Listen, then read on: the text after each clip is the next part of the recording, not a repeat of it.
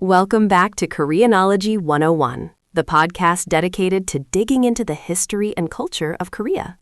Today, we're tackling perhaps the most defining event in modern Korean history, the Korean War, often known simply as the 6.25 War.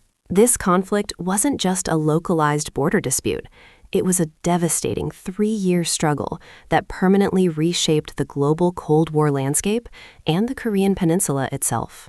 The war began on June 25, 1950, a Sunday morning, with a surprise attack by North Korean forces across the entire 38th parallel.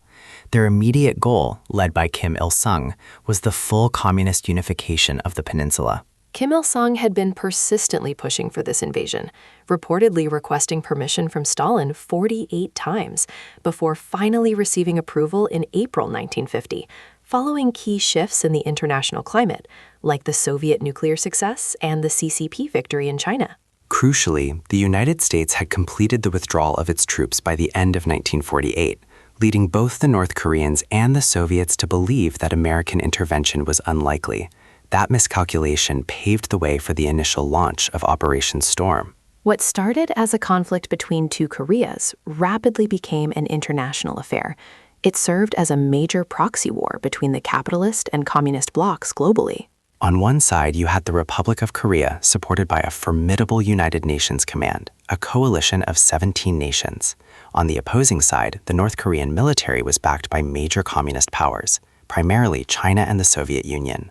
The speed of the invasion was terrifying. Seoul fell within days. By June 28th, the UN quickly condemned the invasion, and the battle lines shifted wildly for months, culminating in the critical defense of the Nakdong River perimeter in August and September of 1950. The tide turned dramatically with the successful Incheon landing on September 15th, allowing UN forces to recapture Seoul quickly and even advance north, recovering Pyongyang by October 19th. However, that success was short-lived. The massive intervention of Chinese forces led to the 1.4 retreat in January 1951, where Seoul was lost again before being recovered later that spring during operations like Operation Ripper. Though armistice discussions began in June 1951, heavy fighting continued for 2 more years until the armistice agreement was finally signed on July 27, 1953, effectively ending 1,129 days of fighting. The human cost of this war was catastrophic, with hundreds of thousands of military personnel and civilians killed, wounded, or missing across all participating countries. And the effects are still felt today. The armistice cemented the division of the peninsula and the formation of the military demarcation line. It also solidified the Cold War globally, necessitated ROK conscription, and led to the signing of the U.S. ROK Mutual Defense Treaty. 72 years later, due in part to factors like North Korea's nuclear program, the two Koreas remain in a state of hostile confrontation, unable to freely cross the border, making a formal peace treaty a distant hope. It's a conflict that is central to South Korean identity, marking the beginning of the modern nation. In fact, a surprising historical detail is that famed Apollo astronaut Neil Armstrong was a veteran of the Korean War, serving as a U.S. Navy F-9 F-2B Panther pilot.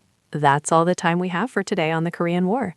We hope this offered a clearer view of this pivotal historical moment. Join us next time on Koreanology 101 as we explore another fascinating aspect of Korean history. Goodbye.